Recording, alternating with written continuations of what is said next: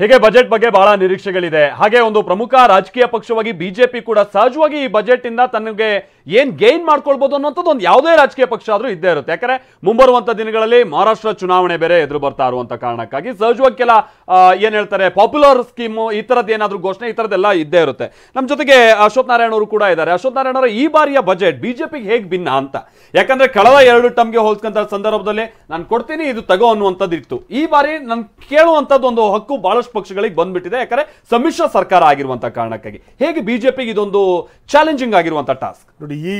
ಈ ಬಾರಿ ಸಮ್ಮಿಶ್ರ ಸರ್ಕಾರ ಇದೆ. ಇದಕ್ಕೆ ಮುಂಚೆ 2 ಬಾರಿ ಫುಲ್ ಫ್ಲೆಡ್ಜ್ ಬಿಜೆಪಿ ಮೆಜಾರಿಟಿ ಇತ್ತು. ಆದರೆ ಈ ಸಲ ಸೇರಿಸ್ಕೊಂಡು 3ನೇ ಬಾರಿನಲ್ಲಿ ಈ ಮಧ್ಯದಲ್ಲಿ ಸುಮಾರು 16 ರಾಜ್ಯಗಳ ಚುನಾವಣೆಗಳು ಬಂದಿದೆ. ಮಧ್ಯದಲ್ಲಿ ಚುನಾವಣೆಗಳು ಬಂದಿದೆ. ಎಲ್ಲೂ ಸಹ ನರೇಂದ್ರ ಮೋದಿಯವರು ಅದು ಲೋಕಸಭೆ ಚುನಾವಣೆ ಇರಲಿ ಅಥವಾ ಯಾವುದಾದ್ರು ರಾಜ್ಯದ ಚುನಾವಣೆ ಮುನ್ನೆನಲ್ಲೇ ಇಟ್ಕೊಂಡು ಒಂದು ಫ್ರೀ ಬಡ್ಜೆಟನ್ನು ಅಥವಾ ಫ್ರೀ ಗಿಫ್ಟ್ಗಳನ್ನು ಕೊಡ್ತಕ್ಕಂಥದ್ದು, ಚುನಾವಣೆಯ ಓಲೈಕೆ ಮಾಡ್ತಕ್ಕಂಥ ಬಡ್ಜೆಟ್ ಇದುವರೆಗೂ ಅವ್ರು ಕೊಟ್ಟೇ ಇಲ್ಲ. ಇದು 11ನೇ ಬಡ್ಜೆಟ್. ಇದು ಯಾವುದೇ ಬಡ್ಜೆಟ್, ಅದು ಮಹಾರಾಷ್ಟ್ರ ಚುನಾವಣೆ ಆಗಲಿ, ಗುಜರಾತ್ ಚುನಾವಣೆ ಎಲ್ಲೂ ಸಹ ಎಲೆಕ್ಷನ್ಗೋಸ್ಕರ ಎಲೆಕ್ಷನ್ ಗಿಮ್ಮಿಕ್ಕಿನ ಬಡ್ಜೆಟ್ ಅನ್ನ ಗಿಫ್ಟ್ ಇಲ್ಲ.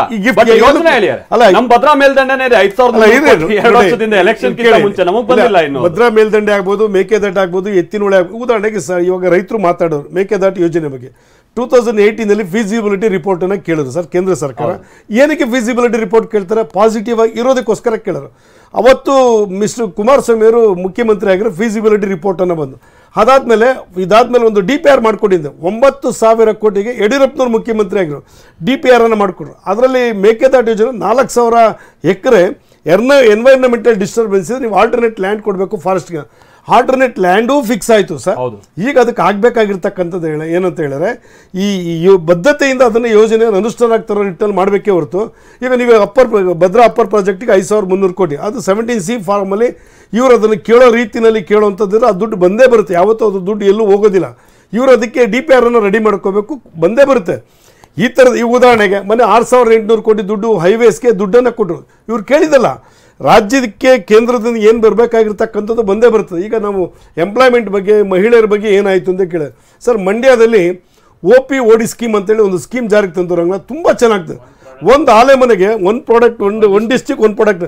ಒಂದು ಆಲೆ ಮನೆಗೆ ಸರ್ 15 ಲಕ್ಷ ರೂಪಾಯಿ ಸಾಲ ಸರ್, 10 ಲಕ್ಷ ರೂಪಾಯಿ ಫ್ರೀ ಸರ್, ಸಾಲಕ್ಕೆ ಬಡ್ಡಿ ಇಲ್ಲ. ಅದಕ್ಕೆ ಇನ್ನು 5 ಲಕ್ಷ ರೂಪಾಯಿಗೆ ರಾಜ್ಯ ಸರ್ಕಾರ ಕೇಂದ್ರ ಸರ್ಕಾರ ಕೊಡೋದು. 300 ಆಲೆ ಮನೆಗೆ 15 ಲಕ್ಷ ಸಾಲ ಕೊಟ್ಟಿದೆ ಸರ್. ಈ ಥರ ಉತ್ತರ ಪ್ರದೇಶ, ನಮ್ಮ ರಾಜ್ಯಗಳಲ್ಲಿ ಕೆಲವು ಜಿಲ್ಲೆಗಳಲ್ಲಿ, ಅದು ಕಲಬುರಗಿ ಆಗ್ಬೋದು, ಚನ್ನಪಟ್ಟಣ ಆಗ್ಬೋದು, ಈ ಥರ ತುಂಬ ಎಂಪ್ಲಾಯ್ಮೆಂಟ್ ಕ್ರಿಯೇಟ್ ಆಗಿರ್ತಕ್ಕಂಥದ್ದು. ನೋಡಿ ಮೇಡಮ್ ಕೇಳೋರು, ಪ್ರಧಾನ ಮಂತ್ರಿ ಮುದ್ರಾ ಯೋಜನೆಯಲ್ಲಿ 44.46 crore ಸಾಲ ವಿತರಣೆ ಇದೆ. ಅದರಲ್ಲಿ 69% ಮಹಿಳೆಯರು ತೊಗೊಂಡಿರ್ತಕ್ಕಂಥದ್ದು ಸಾಲ. ಇದು ವಿತ್ ಡಾಕ್ಯುಮೆಂಟ್ ಇರತಕ್ಕಂಥದ್ದು.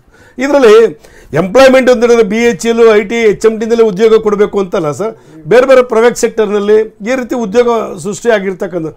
5 ಲಕ್ಷ ಕೋಟಿ ಇನ್ವೆಸ್ಟ್ ಮಾಡಿದ್ದಾರೆ ಅಂತ ಹೇಳಿದ್ರೆ ಏನು ಯಾವುದ್ರ ಮೇಲೆ ಇನ್ವೆಸ್ಟ್ ಮಾಡಿದರೆ? ಇನ್ಫ್ರಾಸ್ಟ್ರಕ್ಚರ್ ಮೇಲೆ ಇನ್ವೆಸ್ಟ್ ಮಾಡಿದರೆ.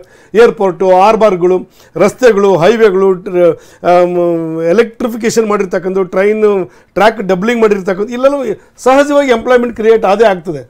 HMD ಒಂದು ಮುಚ್ಚಿದೆ ಇಟ್ಕಿನೇ, HMD ಮುಂಚಾಯಿತು ಉದ್ಯೋಗ ಇಲ್ಲ ಅಂತಲ್ಲ, ಅದಕ್ಕೆ ಆಲ್ಟರ್ನೇಟ್ ಆಗಿ ಬೇರೆ ಥರ ಖಾಸಗಿ ಸೆಕ್ಟರ್ಗಳು ಪ್ರಾರಂಭ ಆಗಿರ್ತವೆ. ಖಾಸಗಿ ಸೆಕ್ಟರ್ಗಳನ್ನು ನೀವು ನೋಡಿ, ಮೋದಿಯವರು ಒಂದ್ಸಲ ಹೇಳಿದರು, ಕಾರ್ಖಾನೆ ರನ್ ಮಾಡೋದು ನಮ್ಮ ಕೆಲಸ ಅಲ್ಲ, ಕಾರ್ಖಾನೆಗಳನ್ನು ಪ್ರಾರಂಭ ಮಾಡೋದಕ್ಕೆ ಉತ್ತಮವಾದಂಥ ವಾತಾವರಣ ಕೊಡಬೇಕು ಅನ್ನತಕ್ಕಂಥದ್ದು ಅವ್ರೇನು. ಇದು ತುಂಬ ಒಳ್ಳೆಯದು. ನಮ್ದು ಏನು ಬೇಡಿ ಸರ್, ಫಾಕ್ಸ್ಖಾನ್ಗೆ ಓಪನ್ ಆದ ಎಷ್ಟು ಡಿಸ್ಟರ್ಬೆನ್ಸ್ ಆಯಿತು. ಇವತ್ತು ನಮ್ಗೆ ಉತ್ತಮವಾದಂಥ ವಾತಾವರಣ ಕೊಡಬೇಕಾಗಿದೆ. ಅದು ರಾಜ್ಯ ಸರ್ಕಾರಗಳ ಪಾತ್ರ ಭಾಳ ಇದೆ. ರಾಜ್ಯ ಸರ್ಕಾರ ಪಾತ್ರ ಭಾಳ ಇರ್ತಕ್ಕಂಥ. ಇದರಲ್ಲಿ ಒಂದು ಪಾಯಿಂಟ್ ಸೇರಿಸ್ಬಿಡ್ತೀನಿ, ವೆರಿ ಇಂಪಾರ್ಟೆಂಟ್ಲಿ ಒಂದು ಮಾತನ್ನು ಹೇಳಬೇಕು. ನಾವು ಎಷ್ಟರ ಮಟ್ಟಿಗೆ ಅಂತಂದರೆ ಪೂರಕವಾಗಿರುವಂಥ ಕೆಲಸಗಳನ್ನ ನಾವು ಏನೇನು ಮಾಡಬೇಕು ಅಂತ ನಾವು ತುಂಬ ಬೇಜಾರಿಂದ ಹೇಳ್ತಾ ಇದ್ದೀನಿ. ಮಾರಕವಾಗಿರುವಂಥ ಕೆಲಸಗಳನ್ನ ಮಾಡ್ತಾ ಇರೋದು. ಯಾಕೆ ಅಂತಂದರೆ ಕಳೆದ ಬಾರಿಯ ಚುನಾವಣೆಯಲ್ಲಿ ಒಬ್ಬ ಪ್ರಮುಖ ರಾಜಕಾರಣಿಯ ಪತ್ನಿ ಮತ ಕೇಳುವಂಥ ಸಂದರ್ಭದಲ್ಲಿ ಹೇಳ್ತಾರೆ, ನೀವು ಬೇಕಾದ್ರೆ ಸಾಲ ಮಾಡ್ಕೊಳ್ಳಿ, ಮುಂದೆ ನೆಕ್ಸ್ಟ್ ನಮ್ಮನೆಯವರೇ ಬರ್ತಾರೆ, ಹೆಂಗಿದ್ರು ಆ ಸಾಲನ್ನು ನಾವು ಮನ್ನಾ ಮಾಡ್ತೀವಿ ಅಂತ ಹೇಳಿ. ನಾಚಿಕೆಡಿನ ಸಂಗತಿ ರೀ.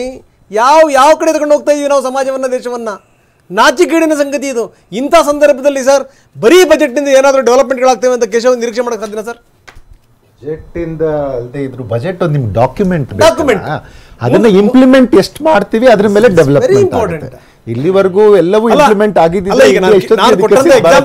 ನೋಡಿದಾಗ ನಾಯಕರ ಮನಸ್ಥಿತಿಗಳು ಬದಲಾಗಬೇಕು, ಸಮಾಜವನ್ನ ದೇಶವನ್ನ ತೆಗೆದುಕೊಂಡು ಹೋಗುವಂತ ರೀತಿ ನೀತಿಗಳಿದೆಯಲ್ಲ ಅದರಲ್ಲಿ ಬದಲಾವಣೆ ಕಾಣಬೇಕು ಅನ್ನೋದನ್ನ ಒಪ್ತಿರಲ್ವಾ? ಖಂಡಿತ ಅದು ಆಗದೆ ಇದ್ರೆ ಇನ್ನೂ ನಾವು ಹಿಂಗೇನೆ ಮತ್ತೆ ಮಾತಾಡ್ತಾನೆ ಇರ್ಬೇಕಾಗತ್ತೆ. ಅದರಿಂದ ಏನು ಉಪಯೋಗ ಆಗಲ್ಲ. ಒಂದು ಇಂಪ್ಲಿಮೆಂಟೇಷನ್ ಪ್ರತಿ ಇದರಲ್ಲೂ ಎಕನಾಮಿಕ್ ಸರ್ವೆಗಿಂತ ಮುಂಚೆನೂ ನಾವು ಇದರಲ್ಲಿ ಇಷ್ಟು ಪ್ರಪೋಸಲ್ ಇಷ್ಟು ಇಂಪ್ಲಿಮೆಂಟ್ ಮಾಡಿದೀವಿ ಅಂತಾರೆ. ಇದ್ರದ್ದು ಇಂಪ್ಯಾಕ್ಟ್ ಏನಾಯ್ತು ಅನ್ನೋದನ್ನು ಪ್ರತಿ ಇದರಲ್ಲಿ ನಮಗೆ ಚರ್ಚೆ ಆಗೋದಾದ್ರೆ ಹಿಂದಿನ ದಿನ ಅಸೆಂಬ್ಲಿ ಪಾರ್ಲಿಮೆಂಟ್ ಸೆಷನ್ಸ್ ಅಲ್ಲಿ ಅಸೆಂಬ್ಲಿಗಳಲ್ಲಿ ಬಜೆಟ್ನ ಒಂದು ವಾರ ಮುಂಚೆ ಮಂಡಿಸೋಕ್ ಮುಂಚೆ ಹಿಂದಿನ ವರ್ಷದಲ್ಲಿ ಎಷ್ಟು ಇಂಪ್ಲಿಮೆಂಟ್ ಆಯ್ತು, ಇದ್ರದ್ದು ಇಂಪ್ಯಾಕ್ಟ್ ಏನಾಯ್ತು ಅನ್ನೋ ಒಂದು ಇವ್ಯಾಲ್ಯೂಯೇಷನ್ ಸ್ಟಡಿ ಮಾಡಿದ್ರೆ ಇನ್ನೂ ಅನುಕೂಲ ಆಗುತ್ತೆ ಅಂತ ಅನ್ಸುತ್ತೆ. ಇನ್ನೊಂದು ಸಂಗತಿ ಸರ್, ಯಾಕಂದ್ರೆ ಈ ಕಳೆದ ಬಾರಿಯ ಚುನಾವಣೆಯಲ್ಲಿ ಬಹಳ ಮೇಲಿನ ಮೇಲೆ ಚರ್ಚೆ ಆಗಿದ್ದು ಅಂದ್ರೆ ಬಹಳ ಸಾಲ ಮಾಡ್ಬಿಟ್ಟಾರೆ, ಬಹಳ ಸಾಲ ಮಾಡಿ. ಹೀಗಾಗಿ ನಾವು ಬಜೆಟ್ ಅನ್ನುವಂತ ವಿಚಾರ ಬಂದಾಗ ಇವ್ರ ಲೆಕ್ಕಾಚಾರ ಏನಿದೆ ಅನ್ನುವಂಥದ್ದು ಸಹಜವಾಗಿ ಮತದಾರರಲ್ಲಿ ಒಂದು ಪ್ರಶ್ನೆ ಬರುತ್ತೆ, ಇವ್ರೇನ್ ಲೆಕ್ಕ ಇಟ್ಕೊಂಡವರು ಬಹಳ ಸಾಲ ಮಾಡ್ತಾರೋ ಏನು ಅನ್ನುವಂಥದ್ದು. ಸರ್ ಅದು ಏನಾದ್ರು ಬಹಳ ಭಾರತದ ಆರ್ಥಿಕತೆ ಮೇಲೆ ಇಂಪ್ಯಾಕ್ಟ್ ಆಗ್ತದೆ. ಸಾಲ ಮಾಡಿದ್ರೆ ಇನ್ನೊಂದು ಸಂಗತಿ ಸರ್, ಈಗ ಸಾಲದ ಮೇಲೆ ನನ್ನ ಒಂದು ಸಂಬಳ, ಒಬ್ಬ ವ್ಯಕ್ತಿದು 1 ಲಕ್ಷ ರೂಪಾಯಿ ಸಂಬಳ ಇದೆ ಅಂತ ಅಂದ್ರೆ ಸಾಲ ಅನ್ನುವಂಥದ್ದು ಸಹಜವಾಗಿರುತ್ತೆ. ಆದ್ರೆ ಆ ಸಾಲದ ಮೇಲಿನ ಇಂಟ್ರೆಸ್ಟ್ ಹತ್ತತ್ರ ನಾನು 1 ಲಕ್ಷ ಸಂಬಳದಲ್ಲಿ 24,000 ಬರೀ ಇಂಟ್ರೆಸ್ಟ್, ನಾನು ಸಾಲ ಕಟ್ತಾ ಇರುವಂತದ್ದು ಬೇರೆ ಅಲ್ಲ, ಅಸ್ಲು ವಿಚಾರ ಅಲ್ಲ, ಇಂಟ್ರೆಸ್ಟ್ 24,000 ಕಟ್ತಾ ಇದೀನಿ ಅಂತ ನಂಗೊಂದು ಬಹಳ ಹೊಡ್ತ. ಈಗ ದೇಶದ ಆರ್ಥಿಕತೆ ನೋಡಿದಂತ ಸಂದರ್ಭದಲ್ಲಿ ಹೌದು ಕಳೆದ ಬಾರಿ 45 ಲಕ್ಷ ಕೋಟಿಯ ಬಜೆಟ್ ನಲ್ಲಿ ಹತ್ತತ್ರ 22% ಅಷ್ಟು ರಿವೈಸ್ಡ್ ಆದಂತ ಸಂದರ್ಭದಲ್ಲಿ ಅದನ್ನ ನಾವು ಇಂಟ್ರೆಸ್ಟ್ ಆನ್ ಏನು ಲೋನ್ ಕಟ್ತಾ ಇದೀವಿ ಅನ್ನುವಂಥದ್ದು ಒಂದು ಉಲ್ಲೇಖ ಇದೆ. ಅಂದ್ರೆ ಹೆಚ್ಚು ಕಡಿಮೆ 10 ಲಕ್ಷ ಕೋಟಿಗೆ ಹೆಚ್ಚಿನ ಇಂಟ್ರೆಸ್ಟ್ ನಾವು ಕಟ್ತಾ ಇದೀವಿ, 22-23%. ಅದೇನಾದ್ರೂ ಮಾರಕನ ಸರ್, ಹೇಗೆ ಸರ್ ಲೆಕ್ಕ? ನಾವು ಯಾವ್ದಕ್ಕಾಗಿ ಸಾಲ ಮಾಡ್ತೀವಿ ಅನ್ನುವಂಥದ್ದು, ನೀವು ನಿಮ್ದು ಉದಾಹರಣೆ ಕೊಟ್ರಿ, ನನಗೆ ಇಷ್ಟು ಬರುತ್ತೆ ನಾನು ಇಷ್ಟು ಇಂಟ್ರೆಸ್ಟ್ ಕಟ್ತೀನಿ. ನೀವೇನಕ್ಕೆ ಸಾಲ ಮಾಡಿದ್ರಿ? ಮನೆ ಕಟ್ಟಕ್ಕೆ ಸಾಲ ಮಾಡಿದ್ರೋ, ಇಂಡಸ್ಟ್ರಿ ಕಟ್ಟಕ್ಕೆ ಸಾಲ ಮಾಡಿದ್ರೋ, ಏನಕ್ಕೆ ಸಾಲ ಮಾಡಿದ್ವಿ ಅಂತ. ಒಂದು ದೇಶ ಆ ಕ್ಯಾಪಿಟಲ್ ಎಕ್ಸ್ಪೆಂಡಿಚರ್ ಅಂತ ಕರಿತೀವಿ ನಾವು. ಸಾಲ ಮಾಡಿದ್ರಲ್ಲಿ ಈಗ ಲಾಸ್ಟ್ ಬಜೆಟ್ ನಾನು ನಿಮಗೆ ಉಲ್ಲೇಖಿಸಿ ಹೇಳ್ತೀನಿ, 71% ನಾವು ಕ್ಯಾಪಿಟಲ್ ಎಕ್ಸ್ಪೆಂಡಿಚರ್ ಮಾಡಿದ್ರೆ ಅದರಿಂದ ನಿಮಗೆ ಬ್ರಿಡ್ಜ್ ಆಗುತ್ತೆ, ಇನ್ಫ್ರಾಸ್ಟ್ರಕ್ಚರ್ ಬರುತ್ತೆ, ಒಳ್ಳೆ ಸ್ಕೂಲ್ಸ್ ಬರುತ್ತೆ, ಒಳ್ಳೆ ಹೆಲ್ತ್ ಬರುತ್ತೆ. ನೀವು ಅದನ್ನ ತಗೊಂಡು ಎಲ್ಲರಿಗೂ ಏನೇನೋ ಕಾರ್ಯಕ್ರಮಕ್ಕೆ ಮಾಡಿ ಅದನ್ನ ದುಂದುವೆಚ್ಚ ಮಾಡಿಬಿಟ್ರೆ, ನಾನು ಮದುವೆ ಮಾಡಿ ಉಡಾಯಿಸ್ಬಿಟ್ರೆ, ಈಗ ಸಾಲ ಮಾಡಿ ಮದುವೆ ಮಾಡಿ ಉಡಾಯಿಸ್ಬಿಟ್ರೆ ಅದರಿಂದ ನನಗೆ ವಾಪಸ್ ಬರಲ್ಲ. ಆದ್ರೆ ಅದರಿಂದ ನಾನು ಇನ್ವೆಸ್ಟ್ಮೆಂಟ್ ಮಾಡಿ ಅದರಿಂದ ಗೈನ್ ಮಾಡಿದ್ರೆ ಅದನ್ನ ತೀರಿಸೋ ಶಕ್ತಿ ಬರುತ್ತೆ. ಅದರಿಂದ ಅದು ಮುಖ್ಯ. ಸಾಲ ಯಾಕೆ ಮಾಡ್ತಾ ಇದೀವಿ? ಯಾಕಂದ್ರೆ ಇಂಡಿಯಾ ಅಂತ ದೇಶಗಳಲ್ಲಿ ನಿಮಗೆ ಪೂರ್ಣವಾಗಿ ನನ್ನ ಹತ್ರನೇ ದುಡ್ಡಿದೆ ನಾನೇ ಖರ್ಚು ಮಾಡ್ತೀನಿ ಅನ್ನೋಕ್ಕಾಗಲ್ಲ. ಇಲ್ಲಿ ಡೆಫಿಸಿಟ್ ಬಜೆಟೇ ಮಾಡಬೇಕು, ಆದ್ರೆ ಅದು ಕಂಟ್ರೋಲ್ ಅಲ್ಲಿ ಇರಬೇಕು. ನಿಮ್ಮಲ್ಲಿ ನೋಡಿ, ನಮ್ಮಲ್ಲಿ RBI ಎಷ್ಟು ಚೆನ್ನಾಗಿ ಕೆಲಸ ಮಾಡುತ್ತೆ ಅಂದ್ರೆ ಲಾಸ್ಟ್ 2-3 ವರ್ಷದಿಂದ 90% ಟಚ್ ಆಗ್ತಾ ಇತ್ತು ನಮ್ ಡೆಟ್ GDP ರೇಷಿಯೋಗೆ. ಇಮಿಡಿಯೇಟ್ ಆಗಿ ಅದು ರೆಡ್ ಫ್ಲಾಗ್ ವಾರ್ನ್ ಮಾಡ್ತು, ನೋಡಿ ನಮ್ಗೆ ಜಾಸ್ತಿ ಆಗ್ತಾ ಇದೆ ಅಂತ. ಈಗ ಬೇರೆ ವಿದೇಶಿ ದೇಶಗಳಲ್ಲಿ, ಯುರೋಪ್ ಕಂಟ್ರಿಗಳಲ್ಲಿ, ಈವನ್ ಅಮೆರಿಕ ಕೂಡ 120-130% ಅವ್ರ GDPಗೆ ಸಾಲ ಮಾಡಿದೆ. ಆದ್ರೆ ಅಲ್ಲಿ ಯಾರು ಸೆಂಟ್ರಲ್ ಬ್ಯಾಂಕ್ ಹೇಳಲ್ಲ ಅವ್ರಿಗೆ. ಆದ್ರೆ ನಮ್ಮ RBI ಎಷ್ಟು ಕರೆಕ್ಟ್ ಆಗಿ ವಾರ್ನ್ ಮಾಡುತ್ತೆ ಅಂದ್ರೆ ನೋಡಿ ಇದು ಅಂತ.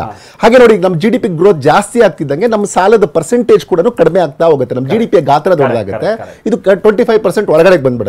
ಅವಾಗ ದೇಶ ಅಭಿವೃದ್ಧಿ ಕಡೆಗೆ ಹೋಗುತ್ತೆ. Correct. Thank you sir. Vinay sir, ನಿಮ್ ಜೊತೆ ಮಾತನಾಡ್ತೀನಿ. ಜೊತೆಗೆ ಇನ್ನೊಂದು ಸಂಗತಿಯನ್ನು ನಮ್ಮ ಜೊತೆಗಿರುವಂತಹ ಅತಿಥಿಗಳು ಹೇಳ್ತಾ ಇದ್ರು, ದೇಶ ಒಂದು ಉದ್ಧಾರ ಆಗಬೇಕು ಅಂದ್ರೆ ಮ್ಯಾನುಫ್ಯಾಕ್ಚರಿಂಗ್ ಸೆಕ್ಟರ್ ನ ಕೊಡುಗೆ ಬಹಳ ಇರಬೇಕು ಅಂತ. ಎಂಪ್ಲಾಯ್ಮೆಂಟ್ ವಿಚಾರ ಬಂದಂತ ಸಂದರ್ಭದಲ್ಲಿ ನಮ್ಮದು ಬಹಳ ಕಮ್ಮಿ ಇದೆ, ಅದನ್ನ ಹೆಚ್ಚು ಮಾಡುವಂತ ನಿಟ್ಟಿನಲ್ಲಿ ಹೌದು MSME ಕಡೆಗೆ ಈ ಬಾರಿ ನಾವು ಬಹಳ ದೊಡ್ಡ ಆಸೆಗಳಿಂದ ನೋಡ್ತಾ ಇರುವಂತ ಸಂಗತಿ.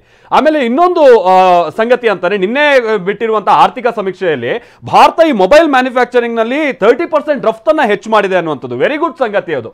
ಸೊ 30% ಗಿಂತ ಹೆಚ್ಚಿನ ರಫ್ತು ನಮ್ದು ಆಗ್ತಾ ಇದೆ ಅಂತಾರೆ. ವರ್ಲ್ಡ್ ಅಲ್ಲಿ 30% ಅಷ್ಟು ಆಗ್ತಾ ಇದೆ ಅಂತ ಅಂದ್ರೆ ನಾವು ದೊಡ್ಡ ಶೇರ್ ಅನ್ನ ಕೊಡ್ತಾ ಇದ್ವಿ. ಬಟ್ ಅಗೈನ್ ಎಲೆಕ್ಟ್ರಾನಿಕ್ ಮ್ಯಾನುಫ್ಯಾಕ್ಚರ್ ಬಂದಂತ ಸಂದರ್ಭದಲ್ಲಿ ವರ್ಲ್ಡ್ ಗೆ ಕಂಪೇರ್ ಮಾಡಿದಾಗ ನಾವು ಇನ್ನೂ 0.88 ಅಲ್ಲೇ ಇದೀವಿ. ಅದು ಅಗೈನ್ ನಮಗೆ ಹೊರತಾ ಕೊಡ್ತಾ ಇರುವಂತಹ ಸಂಗತಿ. ಸೊ ಇದನ್ನೆಲ್ಲ ಗಮನದಲ್ಲಿ ಇಟ್ಕೊಂಡು MSME ಗಳಿಗೆ ಜೊತೆಗೆ ಕೈಗಾರಿಕಾ ವಲಯಕ್ಕೆ ಏನ್ ಅನುಕೂಲ ಅನ್ನುವಂಥದ್ದು ಒಂದು ಪ್ರಶ್ನೆ ಇದ್ದೇ ಇದೆ. ಅದಕ್ಕೆ ಸಂಬಂಧಪಟ್ಟಾಗ ಇನ್ನೇನು ಉತ್ತರ ಸಿಗುವಂತ ಸಂದರ್ಭ, ಜೊತೆಗೆ ಇತರ ವಿಶ್ಲೇಷಣೆಯನ್ನು ಕೂಡ ನಾವು ತಜ್ಞರಿಂದ ಕೇಳ್ತಾ